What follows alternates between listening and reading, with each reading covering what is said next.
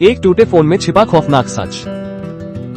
शहर में एक तूफानी रात थी जहां मूसलाधार बारिश ने सब कुछ धुंधला कर दिया था।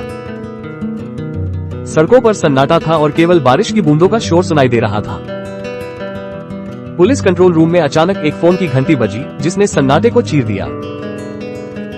श्रीमती शर्मा फोन पर बुरी तरह रो रही थी। उनकी आवाज में गहरी दहशत थी। उन्होंने बताया कि उनकी बेटी अनन्या शाम से लापता है और उसका फोन बंद है। पुलिस की कई टीमें शहर के अलग अलग हिस्सों में अनन्या की तलाश करने निकली। घंटों की कड़ी मशक्कत के बाद भी पुलिस को कोई सुराग नहीं मिल पाया। जब मामला पेचीदा हो गया तो शहर के मशहूर जासूस वेदांत को बुलाया गया। वेदांत अपनी तीखी नजरों और बारीकियों को पकड़ने की क्षमता के लिए जाने जाते थे।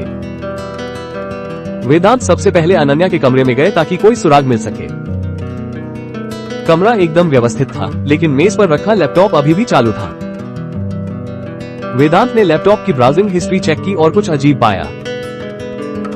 अनन्या किसी पुरानी प्रॉपर्टी और जमीन के दस्तावेजों के बारे में सर्च कर रही थी। तभी इंस्पेक्टर राठी कमरे में दाखिल हुए। उनके हाथ में एक प्लास्टिक बैग था।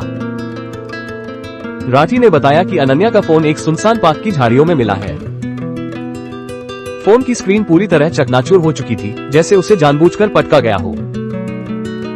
राठी ने कहा कि फोन बंद है, लेकिन उसकी बैटरी में अभी थोड़ी जान बची है। वेदांत ने तुरंत फोन को अपनी हाईटेक लैब में भेजने का फैसला किया। लैब में तकनीकी विशेषज्ञों ने फोन के डैमेज डेटा को रिकवर करना शुरू किया। कई घंटों की मेहनत के बाद एक छोटी सी ऑडियो रिकॉर्डिंग रिकवर हुई। वेदांत, इंस्पेक्टर राठी और श्रीमती शर्मा उस रिकॉर्डिंग को सुनने के लिए इकट्ठा हुए। रिकॉर्डिंग शुरू होते ही अनन्या की कांपती हुई आवाज सुनाई दी।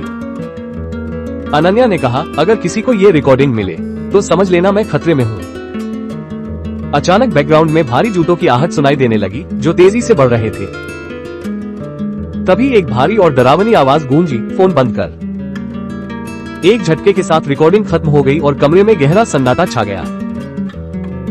वेदांत ने उस 18 सेकंड की रिकॉर्डिंग को बार बार सुनना शुरू किया। उन्होंने आवाज को डिजिटल रूप से फिल्टर किया ताकि छिपी हुई ध्वनियां साफ हो सके। वेदांत को एहसास हुआ कि अनन्या की आवाज के पीछे कुछ और भी था। सबसे पहले उन्हें एक बहुत हल्की और धीमी रेल की सीटी सुनाई दी। फिर उन्होंने गौर किया कि हर कुछ सेकंड बाद एक धातु की घंटी बज रही थी। वेदांत ने तुरंत शहर का बड़ा नक्शा मेज पर फैलाया और सोचने लगे। उन्होंने विश्लेषण किया कि रेल की सीटी और मंदिर की घंटी एक साथ कहां सुनाई दे सकती है।